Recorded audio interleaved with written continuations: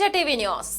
జరుగుతున్నది ఏంటంటే వాస్తవం నేను ఇప్పుడు వాళ్ళు ఆపినవన్నీ చెప్తున్నా అందరికి 4-5 రోజుల నుంచి భీమగల్ల తిరుగుకుంటా చెప్తున్నా ఈ పనులు ఆపిర్రు ఇక ఇస్తా అన్నారు ఇస్తలేరు మోసం చేసిరు అని నేను చెప్తున్నా.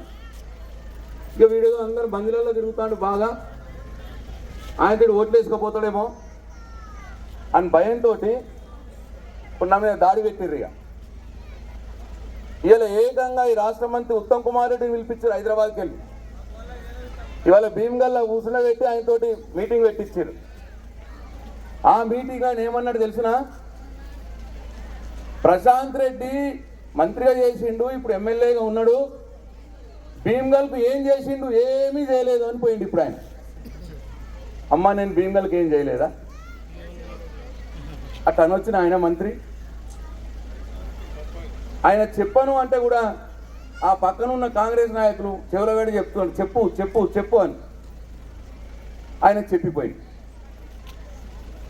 ఇట్లా ఇక ఒక్కళ్ళు కాదు, ఇప్పుడు 4 రోజుల నుంచి సునీల్ రెడ్డి, పాత ఎక్స్ఎమ్మెల్యే అనిలు, మానాల మోహన్ రెడ్డి, అన్వేష్ రెడ్డి, ఇప్పుడు సునీల్ రెడ్డి ఇన్ఛార్జ్, అనిల్ ఏమో corporation chairman, Manala Mohan Reddy corporation chairman, Anvesh Reddy corporation chairman.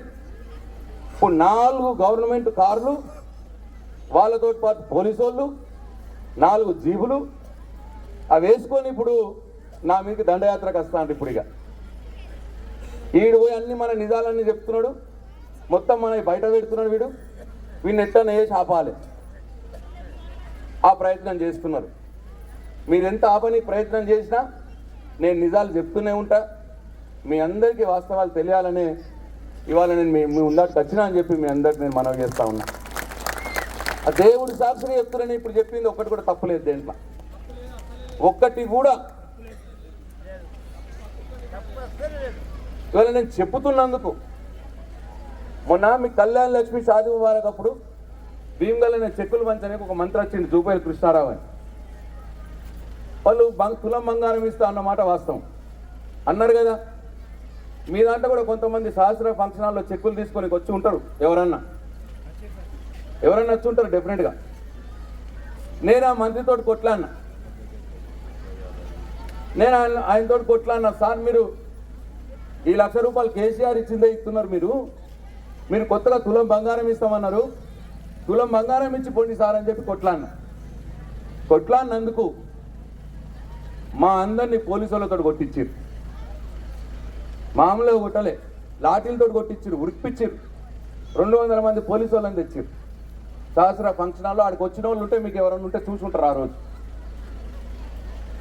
కొట్టుడే కాక అందరికి దెబ్బలు పడ్డాయి, బుదిరి నర్సయ్య దెబ్బలు పడ్డాయి. నువ్వు కూడా ఉన్నావు ఆ రోజు, నీకు కూడా పడ్డాయా? అందరికి పడ్డాయి. అందరినీ లాఠీలతో కొట్టిరు. కొట్టి ఉల్టా 32 మంది మీద కేసు పెట్టిరు. వాళ్ళ మా మీదనే ఇవాళకి కూడా 32 మంది మీద కేసు పెట్టిరు. మమ్మల్ని అందరినీ బైండ్ ఓవర్ చేసారు.